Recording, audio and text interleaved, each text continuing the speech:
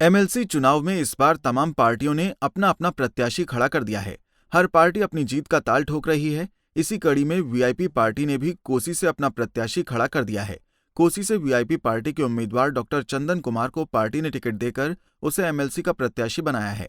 ऐसे में उनकी नामांकन सभा में वीआईपी सुप्रीमो बिहार सरकार के मंत्री मुकेश साहनी पहुंचे।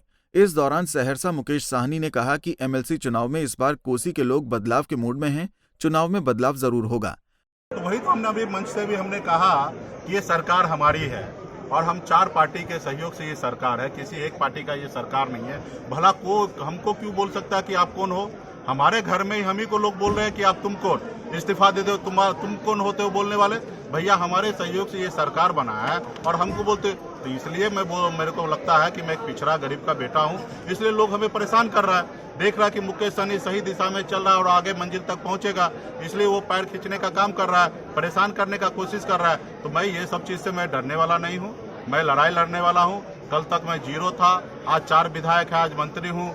आज पूरे बिहार में एक नाम पहचान, हमारे पार्टी के सभी साथी मजबूती से अपने समाज के लिए, पार्टी के लिए मजबूती से लगे हैं, लड़ाई लड़ रहे हैं। तो भला मुझे किसी का परवाह नहीं है, मजबूती से हम लड़ाई लड़ेंगे। और हाँ, सरकार हमारी है तो हमें कोई इस्तीफा लेने की बोल रहा है तो वो कहीं ना कहीं हमारे समाज को, हमको अपमान करने का कोशिश कर रहा है। लालू जी तो आप देख सकते हैं कि किस तरीके से हमें गठबंधन से बाहर निकाल दिया गया।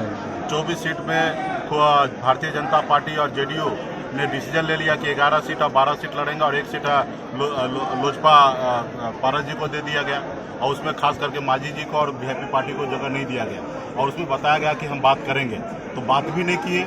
और मजबूती से हम लोग उम्मीद करते थे कि हमें गठबंधन में 2 सीट मिले ताकि हम भी गरीब लोगों का हक अधिकार के लिए लड़ाई लड़ेंगे। तो गठबंधन में जब उन्होंने नहीं रखा तो मेरी पार्टी, मेरी विचारधारा स्वतंत्र है। आज मजबूती से पूरे प्रदेश में हम लोग चुनाव लड़ रहे हैं। हम 7 जगह हम चुनाव लड़ रहे हैं और 2 जगह हम निर्दलीय प्रत्याशी को समर्थन हमने दिया और बाकी हमने सोचा कि हम जब एनडीए गठबंधन में है तो 15 जगह पे हमने समर्थन दे दिया एनडीए को, जिसमें से मैक्सिमम सीट कह सकते हैं कि जेडीयू का है और कुछ सीट बीजेपी का भी है और मजबूती से हम लोग काम कर रहे हैं। बाकी 7 जगह हम लोग लड़ रहे हैं। अब मुझे पूरा उम्मीद है कि हर जनप्रतिनिधि का सोचेंगे कि वीआईपी पार्टी का विचारधारा और वीआईपी पार्टी जो लड़ाई लड़ रहे हैं, हमने इसके लिए घोषणा पत्र भी पार्टी की तरफ से जारी कर रहे हैं कि हमारे प्रत्याशी जीतेंगे तो जैसे वार्ड को 500 रुपया मानदेय मिल रहा है तो उसको हम 2000 रुपया मानदेय कराएंगे। तो ये सब मुद्दा लेके हम लोग करेंगे क्योंकि ये चुनाव को बाजारीकरण नहीं होना था, लेकिन हालात ऐसा है कि इस चुनाव को बाजारीकरण कर दिया गया।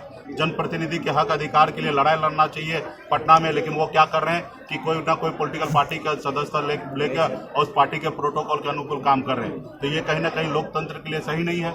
तो मेरा ये भी लड़ाई है आने वाले समय में ये पंचायत निकाय चुनाव में आरक्षण हो और इसको सरकार से, पॉलिटिकल पार्टी से दूर रखे।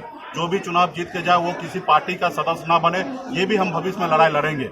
लेकिन अभी जो परिस्थिति बना हुआ है, जिस तरीके से अभी समय है, उस तरीके से हम चाहेंगे कि अभी लड़ाई लड़े। हम अपने कुछ प्रत्याशी जिता के लेके जाएंगे और वो प्रत्याशी जो होगा वो विधानसभा में स्वतंत्र होंगे और मजबूती से पंचायत के वार्ड हो, मुखिया का हो समस्या हो, जिला परिषद का समस्या हो, मजबूती से बात को रखेंगे। उसको पार्टी बिल्कुल ही रोक टोक नहीं रखेंगे क्योंकि उनका हक अधिकार है कि वो जब जनता उनको जिता के भेजे, वार्ड सदस्य हो या मुखिया जिता के भेजे, तो उनके हक अधिकार की बात करें। भले हम सरकार में रहें लेकिन हमारे अगर पदाधिकारी जीत के जाते हैं तो वो अपने स्वतंत्र होंगे अपनी बात को रखने के लिए। लालू जी सामाजिक न्याय के पुरोधा रहे हैं, हमेशा सामाजिक न्याय के लिए लड़ाई लड़ते रहे।